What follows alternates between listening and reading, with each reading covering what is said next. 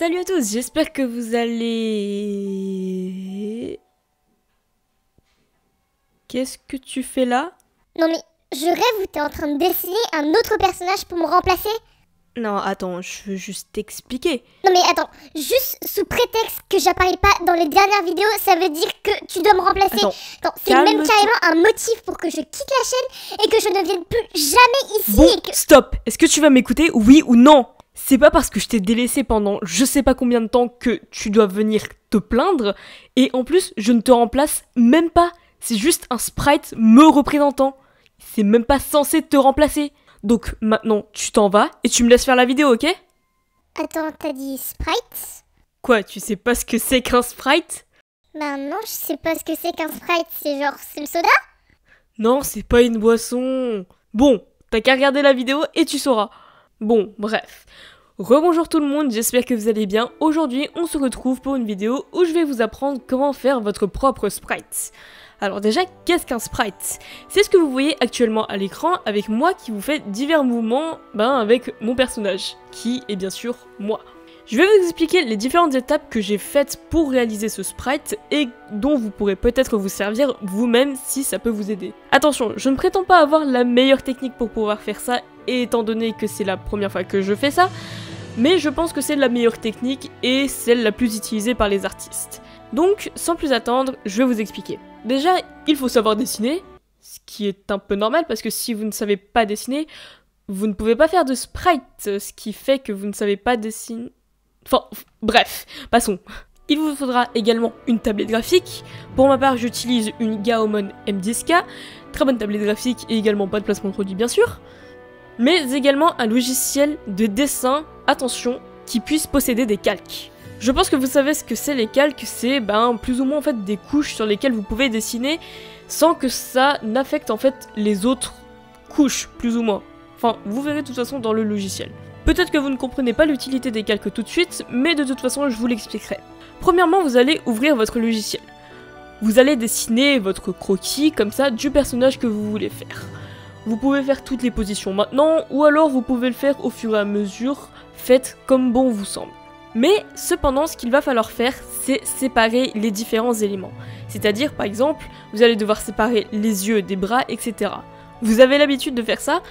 Eh bien c'est très bien, il va falloir continuer à avoir cette habitude. Pourquoi est-ce si important dans un sprite? Eh bien tout simplement parce que un sprite c'est un petit personnage un petit peu en mouvement. Ce qui fait que vous allez devoir bouger les bras, vous allez devoir bouger également le visage pour avoir les différentes émotions. Et donc il sera indispensable de pouvoir tout séparer. Comme ça, au lieu de tout le temps pouvoir effacer comme ça au millimètre près, tout ce que vous avez à faire c'est supprimer le calque et en recréer un autre. C'est aussi simple que ça. Après avoir fait votre première position, ou alors toutes les positions, vous allez pouvoir commencer le line art. Là, rien de compliqué, vous repassez juste sur ce que vous avez fait. Ou alors vous faites comme moi, la flemme art, c'est-à-dire que vous reprenez exactement le croquis et vous mettez juste du line noir. Et vous le modifiez un petit peu pour que ce soit plus joli. Et à nouveau, lorsque vous faites votre line art, je vous conseille de séparer tous les éléments. Parce que là, attention, vous n'allez pas refaire le line art parce que non, ce serait beaucoup trop énervant et ça ferait perdre beaucoup de temps. Donc vous allez faire le line que d'une seule position. Une fois le line fait, si vous avez fait tous les croquis, ce que vous pouvez faire c'est directement copier-coller les différentes parties qui sont exactement pareilles sur les autres positions. C'est-à-dire par exemple la position de la tête ou alors la position du torse qui je pense ne changera pas. Vous pouvez du coup copier-coller ces différentes parties sur les différents autres sprites et vous avez juste à redessiner ensuite les bras ou alors les expressions de la tête, ce sera beaucoup plus facile et vous gagnerez énormément de temps. Et pour la colo, c'est un petit peu pareil que le line. En fait, vous allez copier-coller les parties qui sont exactement les mêmes, puis vous allez recolorier par-dessus les parties qui sont différentes. Par exemple, si le bras il est de l'autre côté, vous allez bien évidemment l'effacer, puis ensuite recolorier par derrière les bonnes parties. Et attention, pour la colo, je tiens à vous dire qu'il serait préférable de ne pas utiliser plus de 2 couleurs. Une seule couleur, c'est assez fade, il n'y a même pas d'ombre. 2 c'est bien, 3 ça commence à être limite mais ça va encore, et au bout de 4 couleurs ça devient beaucoup trop. Dites-vous qu'en fait, même si vous faites des copier-coller, il y a toujours certaines parties qui seront, qui seront à refaire. Et si jamais elles ne sont pas exactement les mêmes au niveau des couleurs, etc., ce sera un petit peu énervant pour vous, et en plus c'est un sprite. donc un sprite ne se doit pas d'être hyper détaillé comme une illustration. Ce que je vous conseille, c'est de mettre 2 couleurs, mais je vous conseille pas plus. 3 à la limite, d'accord, mais pas plus de 3. Très bien. Maintenant, vous avez terminé votre sprite ou alors vos sprites si vous les avez tous faits en même temps. Ce que vous pouvez faire à la fin pour donner une petite touche cool à votre sprite, vous pouvez faire un line blanc tout autour de votre line noire, même si vous avez peut-être pris une autre couleur éventuellement. Vous pouvez le faire directement à la main tout autour, ce qui pourrait sembler normal, mais vous pouvez également utiliser les outils vectoriels qui sont disponibles sur Clip Studio Paint ou alors encore sur Pen Toolside. Mais vous pouvez également utiliser ma technique c'est-à-dire sélectionner tout ce qu'il y a autour, ensuite inverser la sélection, augmenter de quelques pixels l'extérieur, et puis tout ce que vous avez à faire c'est colorier le fond en blanc.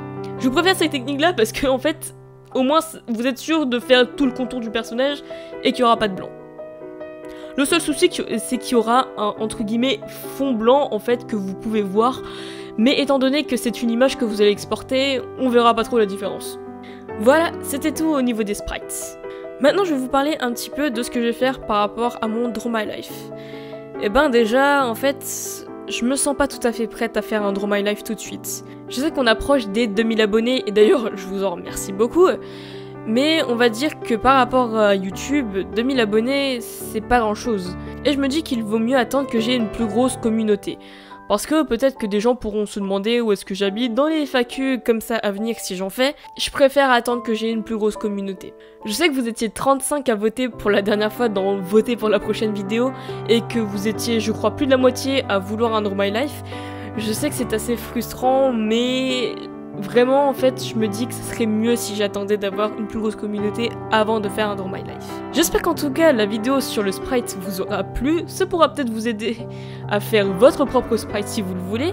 N'hésitez pas à me dire si la vidéo vous aura plu, si ce personnage que vous voyez ici vous aura plu, parce que oui en fait j'avais besoin d'un personnage qui me représentait moi et pas cette autre personne qui est Cerise, qui est une mascotte de la chaîne. J'avais quand même envie de vous mettre une petite image de à quoi je ressemblerais potentiellement. Et oui, c'est moi. C'est même mon style vestimentaire, même si j'ai jamais eu de t-shirt à manches courtes avec une capuche. En tout cas, je pense que ces sprites m'accompagneront dans plusieurs autres vidéos futures. Ça pourra vous aider à un petit peu illustrer au lieu de juste avoir ma voix en fond. Je peux comprendre que ce soit un petit peu énervant. Ça fera un petit peu de mouvement du coup avec mes sprites. J'espère que la vidéo vous aura plu, et en tout cas je vous dis à la prochaine, salut!